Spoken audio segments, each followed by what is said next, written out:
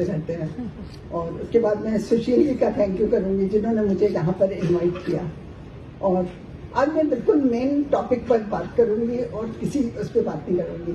देखिए, मेन है कि हमारी जो मातृभाषा है वो हिंदी है और हिंदी हमारे सबको आती है, लेकिन हमारी हिंदी जो है वो बहुत चेंज होती जाती है। जैसे हम राजस्थान जाते हैं तो उसमें राजस्थानी टच आ जाता है, बिहार जाते हैं तो बिहारी टच आ जाता है, गुजरात जाते हैं तो गुजराती टच आ जाता है। तो इन सब में कुछ बुराई नहीं है, जहां पर भी हम जाते हैं वहां की अगर भाषा आ जाती है उसमें, तो इसमें कुछ बुराई नहीं है। और मैं अभी देखती हूँ, मैं आजकल की जनरेशन को देख रही हूँ कि जब वो बच्चे 9th में होते हैं और उनको हिंदी लेनी होती है, मैं बहुत क्लोज बच्चों को जानती हूँ जिनके पेरेंट्स भी और बच्चे भी 9th 10th में ही हिंदी छोड़ देते हैं। वो पेरेंट्स भी कहते हैं कि हिंदी में उनके मार्क्स नहीं आते, तो इसलिए वो दूसरी लैंग्वेज कोई और ले लेते हैं। तो मैं सब पेरेंट्स को एक बात कहना चाहूंगी कि अपने बच्चों को कम से कम 10th क्लास तक हिंदी जरूर पढ़ाइए, जरूर पढ़ाइए। ये बहुत ही अच्छी है उनके लिए, पूरी लाइफ के लिए, वरना वो 8th तक पढ़े होते हैं बस। और मैं अपनी फैमिली में भी देखती हूँ, मैं ऐसा नहीं कह रही कि मैं बाकी लोगों के लिए कह रही हूँ, मैं अपनी फैमिली में भी देखती हूँ, अपने रिलेटिव्स में भी देखती हूँ, मैं सब जगह देखती हूँ कि 9th 10th में बच्चे हिंदी छोड़ देते हैं। तो प्लीज मैं एक बार दोबारा रिपीट कर रही हूँ इस बात को कि बच्चों को 10th क्लास तक हिंदी जरूर पढ़ाइए। और उसके बाद है कि इंग्लिश का हम नाम ही नहीं लेते। इंग्लिश हमारी इंटरनेशनल लैंग्वेज कहते हैं, लेकिन इंग्लिश हमारी सब जगह भी नहीं चलती। आपको मालूम है, चाइना में इंग्लिश लोगों को बिल्कुल समझ ही नहीं आती, जर्मनी में इंग्लिश नहीं है, लेकिन फिर भी इंटरनेशनल लैंग्वेज मानी जाती है।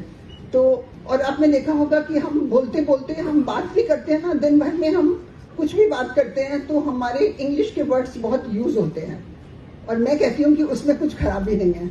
आपने देखा होगा कि कितने ही वर्ड ऐसे हैं जो हम इंग्लिश में जानते हैं, लेकिन हमें उनकी हिंदी नहीं मालूम।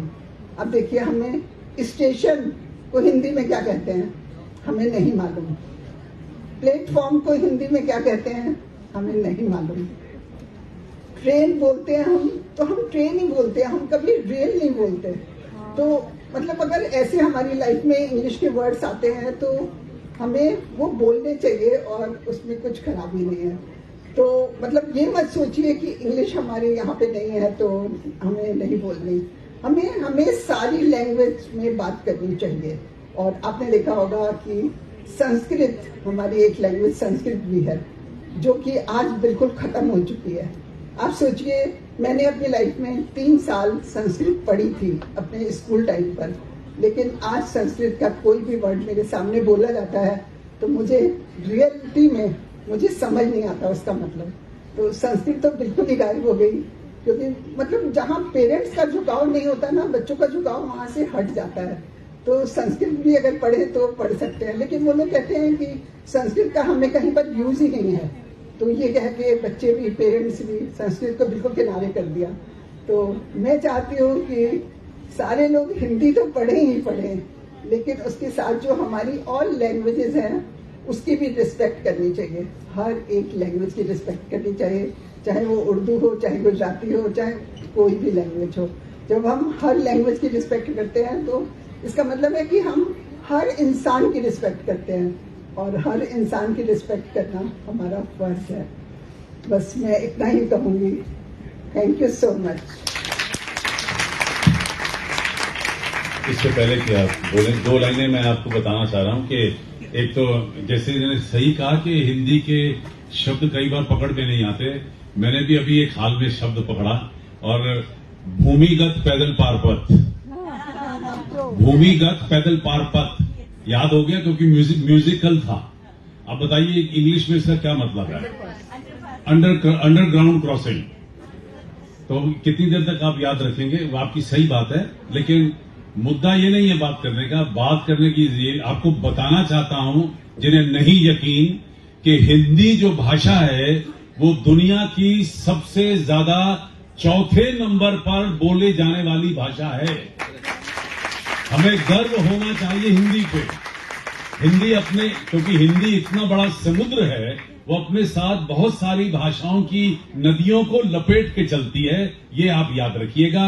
और पहली भाषा अगर है इंग्लिश, दूसरी चाइनीज, तीसरी स्पेनिश और चौथी हिंदी। और मुझे बड़ा गर्व है ये कहते हुए कि मैं अभी पिछले महीने यूनाइटेड नेशन में था, वहां बुलाया गया मुझे, मैंने अपने जो लेक्चर है वो हिंदी भाषा से शुरू किया था। वहां पर कई मुल्कों के लोग थे, लेकिन मैंने शुरुआत हिंदी से की, फिर इंग्लिश पे आया। मुझे अभी हाल ही में यूएसए में ही था, तो मुझे बल्कि पहला भारतीय रहा जिसे न्यूयॉर्क स्टेट असेंबली ने सम्मानित किया। और जब मेरी बारी बोलने की आई तो मैंने वहां पे भी पहले हिंदी से शुरू किया, फिर मैं इंग्लिश की भाषा पर आया। तो मुझे कोई शर्म नहीं है, हिंदी में बोलने में कोई शर्म नहीं होनी चाहिए। इस बात का मैं आपके साथ हूं। और 2 लाइनों के साथ मैं तब माइक रखूंगा कि ये जो मेहमान बने बैठे हैं, ये जो मेहमान बने बैठे हैं, मेरा ईमान बने बैठे हैं, इनकी तारीफ करूं क्या फैयाज, इश्क की जान बने बैठे हैं। बहुत खूब सर।